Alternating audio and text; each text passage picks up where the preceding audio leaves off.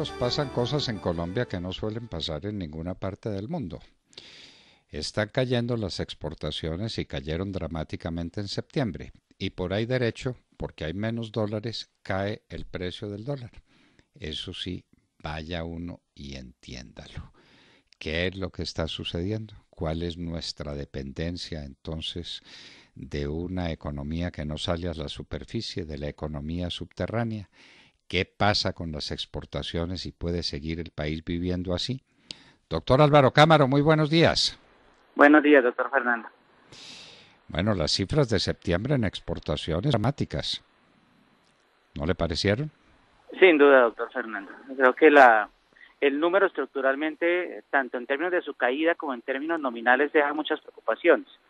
En términos de su caída, porque es el cuarto mes consecutivo en el cual las exportaciones caen y cada vez lo hacen en una tasa comparativa más alta. En julio caían comparativamente año contra año 9%, en lo que tiene que ver con la comparación mensual. En agosto ya lo hacían a una tasa de alrededor del 11%, ya en septiembre lo hicieron al 12%, y nominalmente ya estamos hablando de exportaciones, doctor Fernando, de 3.079 o 3.076 millones de dólares, comparadas contra los más de 3.200 que traíamos en julio y en agosto. Y con tendencia a agravarse la situación, porque es que creo que aquí lo hemos hablado varias veces, nadie le está poniendo cuidado a lo que está implicando hoy día el tema del carbón para Colombia. El precio se ha desplomado un 42%. Cerrejón una amenaza con marchitar su operación con los impactos que eso tiene para la economía regional de La Guajira y para las exportaciones. Yo le comentaba muchas veces que las exportaciones de carbón el año pasado representaron 7.500 millones de dólares de los 42.000 que exportamos, y este año al ritmo que van, doctor Fernando, a duras penas van a llegar a 5.900 con esfuerzo. Eso claramente nos va a abrir un boquete adicional al que ya de hecho implica la caída en los precios del petróleo, la caída en los volúmenes exportados de petróleo, que en septiembre cayeron 10% comparado contra el mismo mes del año anterior, con la implicación y agravamiento que eso tiene pues sobre la situación interna del país. Una vez más, Colombia no tiene un futuro claro en materia de política exportadora. Yo le repito las cifras que le daba tal vez hace unos días. Mientras Chile logró llevar su oferta exportadora agroindustrial a 16 millones de dólares con crecimiento del 4.4% en la última década, Perú lo hizo a 10.000 millones de dólares con crecimiento del 7% anual en la última década. Colombia a duras penas va a crecer este año un 0.2% en sus exportaciones agroindustriales. Mientras en Perú hoy día la oferta agroindustrial ya se diversificó y tienen exportaciones de arándanos que pueden valer 500 o 600 millones de dólares, casi igualando las de café. En Colombia la concentración agroindustrial en café, en banano y flores sigue representando el 65%.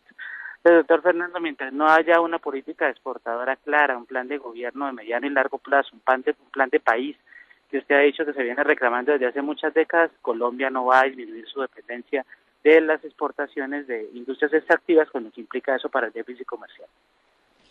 Claro, y entonces ahora explíqueme cómo es posible que con esta situación dramática que usted presenta en el campo de las exportaciones también caiga y caiga en unos niveles asombrosos el precio del dólar. ¿Por qué hay tantos dólares en el mercado si no exportamos?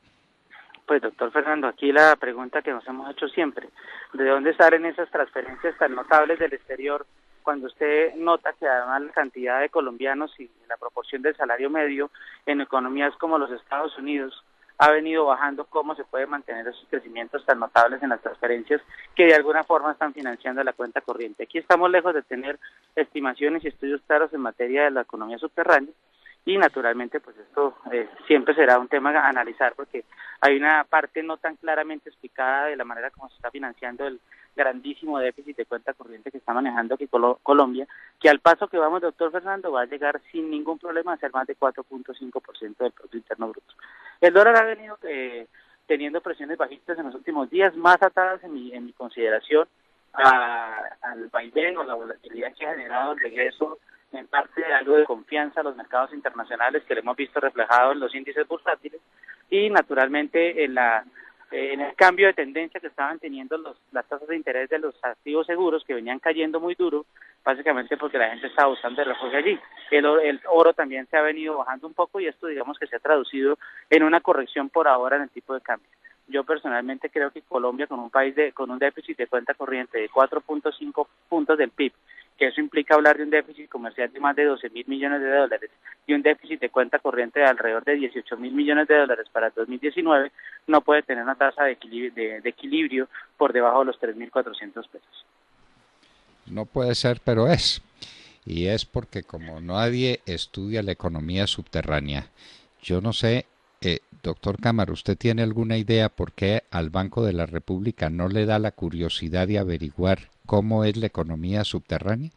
Para saber, entre otras cosas, cuál es la economía que el banco maneja y cuál es la economía que se escapa a su manejo. Lo desconozco, doctor Fernando, pero le digo, más allá de los estudios econométricos y profundos desde el punto de vista técnico, lo que usted no le cuadra en los números es la cantidad de colombianos que hoy día migran, el salario promedio que implicaría poder mantener las remesas que estamos teniendo, y ciertos datos de demografía económica en lo que hoy día se convierten o son nuestros principales países de origen en materia de transferencias versus lo que estamos recibiendo. Eso será un tema que es apasionante, que algún día se pueda cuantificar realmente. Bueno, y doctor Cámara, el Dow Jones está en la cifra, en el nivel más alto que ha tenido en toda su historia. Después de la famosa guerra comercial con China, donde cayeron sensiblemente las bolsas, ahora Wall Street está en un nivel nunca antes visto. ¿Por qué razón? ¿Qué está pasando? Ahí hay cierta euforia, doctor Fernando, como le decía, porque hay optimismo en que se firme lo que denomina mucho la primera fase del acuerdo, que empezaría a dar alguna tregua en materia de la famosa guerra comercial, que era lo que venía afectando las previsiones de crecimiento, y de otro lado la confianza de los inversionistas en activos de riesgo. Entonces se ha venido viendo un cambio en la retórica, tanto por el lado de China y sobre todo por el lado de los Estados Unidos, donde, como les decía la semana pasada, parece que el señor Trump está más entretenido con lo que puede ser su juicio político en el Senado y en la Cámara de Representantes de los Estados Unidos, que lo que finalmente está pasando con su política económica.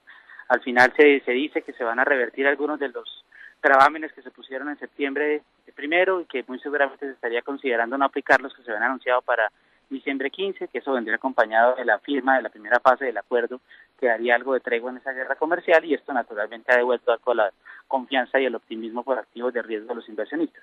A eso se une que en la temporada de resultados las cosas han salido bien. Más de 3/4 de las compañías que han reportado han superado las expectativas. El dato de empleo para el mes de octubre fue mejor de lo esperado, con una creación de 128.000 nuevos empleos, con una tasa de desempleo que se mantiene en niveles mínimos históricos, y algunas cifras aisladas de actividad manufacturera que salieron el día de ayer, pues dan algo de ánimo en que la recesión podría no darse tan rápido como se pensaba. De hecho, las probabilidades que se asignan a una recesión en los próximos 12 meses cayeron al 26%. Entonces, este optimismo de alguna forma se ha venido reflejando en el precio de las acciones. El precio de las acciones, pero sucede también en la China, y en la China uno se lo explica por esta expectativa, pero el CSI 300 se está volviendo a los 4.000 puntos, que era más o menos donde estaba cuando empezó la caída que la llevó a 3.000, y ahora se está recuperando. Sin embargo, Europa, mire usted, Europa está prácticamente a puertas de una recesión, no está creciendo. ¿Qué pasa? Sí, doctor Fernando, los resultados de las principales economías siguen siendo muy débiles. De hecho, en general, el riesgo de una desaceleración mundial, hoy día desaceleración, hace una semana recesión, sigue latente. Esto digamos que no ha terminado. Por momentos vuelve la confianza en los mercados, pero estructuralmente las cifras de crecimiento que uno ve en las principales economías europeas no son buenas. Obviamente los bancos centrales están haciendo su tarea tratando de reducir la tasa de interés y de mantener el costo del dinero bajo, y de alguna forma de asegurar la liquidez y de así mantener, por ejemplo, la economía de los Estados Unidos a flote. China hace todo lo posible para evitar crecer el próximo año un 5%, que pareciera pues que todo apunta que allá va. Sin embargo, pues si se logra dar algún tipo de manejo a este tema de la guerra comercial, eventualmente el impacto más gravoso que esto habría generado sobre el crecimiento pues estaría superado. Habrá que ver qué pasa en los próximos días, si se logra firmar esa primera fase del acuerdo entre China y Estados Unidos, y eso podría dar un poco más de confianza a los mercados, que como le digo han tenido gasolina en unas previsiones un poco mejor en materia de empleo en los Estados Unidos y en materia de crecimiento. Doctor Cámara, ¿cuándo vamos a saber cuál es el crecimiento económico del país en el tercer trimestre? Porque pues ya estamos muy entrados en noviembre, y eso nos podría indicar si al fin vamos a crecer al cacareado 3.4% o no vamos a llegar a tanto porque uno ve síntomas muy desagradables en muchos sectores de la economía colombiana. ¿Cuándo tendremos esa información? Yo creo que eso ya está próximo a salir, doctor Fernando. Sin embargo, yo creo que el crecimiento va a seguir estando razonable dentro de lo que se considera nuestro barrio, nuestra vecindad. Es probable, creo que vamos a tener un crecimiento trimestral de tercer trimestre alrededor del 3.3%. Creo yo que el consumo interno ha hecho algo la tarea de compensar un poco la debilidad que seguimos viendo en materia de construcción. El gasto público y las obras civiles pueden también contribuir un poco pues a que ese impulso se siga registrando. Yo no soy tan cerca a 3.4, 3.5 de crecimiento para este año, pero creo que sí un 3.2 puede ser alguna cifra razonable y muy seguramente esperamos que así sea. El crecimiento del tercer trimestre va a estar alrededor del 3.2%. 3.2%, pero ¿en cuánto estamos al terminar el primer semestre? ¿Estábamos por debajo del 3%? Sí, señor, cómo no. Estamos alrededor de 2.9. Como están las cosas, como le digo, vamos a estar alrededor del 3.2, 3.3 para finalizar el año. Luego yo sí creo que podría haber una aceleración, sobre todo jalonada por lo que es el consumo interno en lo que resta del año y todo el tema de gasto público, que claramente en este final de mandato de muchos locales pues aceleran un poco los programas que estaban pendientes de ejecución, liberada pues todo este tema de las leyes que prohíben el gasto durante campañas electorales. No sé si se ha medido el fortalecimiento en el consumo que suponen 2 millones de venezolanos adicionales, que algo tienen que consumir porque de hambre no se dejan morir. No cabe duda, doctor Fernando, que eso ayuda. Sí, nada, no cabe duda que eso ayuda, sin duda. Y otros indicadores como las ventas de vehículos, por ejemplo, muestran algo de optimismo, como lo que pasa con las grandes superficies funciona. Las registradoras del retail en ciertos sectores, unos que conozco muy de cerca porque en ellos me desempeño, muestran crecimientos muy interesantes. Lo que yo creo que el consumo interno va a ayudar a compensar un poco la debilidad que sigo esperando en construcción y que de alguna forma también se espera con un sector agrícola muy tibio, muy tímido pues en su comportamiento. Y con una industria manufacturera más que tímida. Que sigue muy tímida muchos años, que ahí está esta parte de la clave de cómo hacemos para preguntarle al sector privado y no a los gurús de Harvard cómo hacer para que el país pueda insertarse. Para aprovechar 13 TLCs, doctor Fernando, solo le cabe en la cabeza. Tenemos 13 tratados de libre comercio y todavía seguimos dependiendo que el carbón caiga de precio y el petróleo también caiga de precio.